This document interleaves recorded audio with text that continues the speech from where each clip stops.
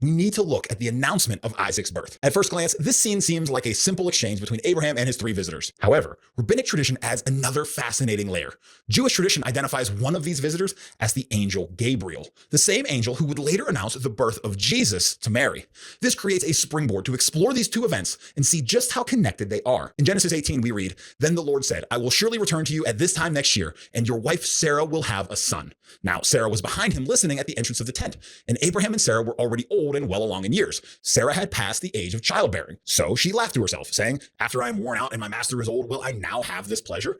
And the Lord asked Abraham, "Why did Sarah laugh and say, 'Can I really bear a child when I am old?' Is anything too difficult for the Lord? At the appointed time, I will return to you in about a year, and Sarah will have a son." After Abraham had served the three visitors, they go on to say that Abraham and Sarah would have a son at this time next year. And Sarah laughs because she's too old to have a baby. I mean, she is 89 years old. I'm not a doctor, but ladies can't have babies at 89 years old. While she does get called out for laughing, can we really blame her? It's been almost 25 years since God promised Abraham descendants, and Sarah hasn't gotten pregnant yet. This is one of those moments in life where if you don't laugh, you'd probably cry. This is obviously a sore subject for Sarah, so I don't want to give her too hard of a time for laughing, but I think the angel's response is worth taking a look at.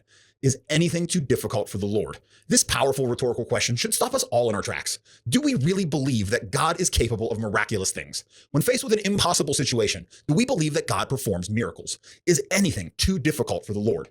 But what makes this truly fascinating is that the language used here isn't accidental. While Genesis was probably originally written in Hebrew, we also have the Septuagint, or the Greek copy of the Hebrew Bible. This is the phrase used in the Greek for this question. Why is that interesting? Because this exact phrase is going to be used again, dealing with a miraculous birth almost 2,000 years later. When you look at Luke 1, we see the angel Gabriel announcing the fulfillment of the promise made to Abraham, the seed in which all families of the earth will be blessed. Here, Gabriel is telling Mary that she is going to have a son. She questions it because she is still a virgin, and the angel responds by telling her that the Holy Spirit will come upon her and that her son will be called the Son of God. But then the angel uses Elizabeth, her cousin, as a proof, for Elizabeth had conceived in her old age, and then drops the line, "For no word from God will ever fail." Our oldest copies of Luke are written in Greek, and if you look at the Greek for Luke 1:37, it is almost identical to the Greek used in Genesis 18:14. The angel Gabriel is using the exact same phrase used to convince Sarah that she would conceive, to convince Mary that she will conceive.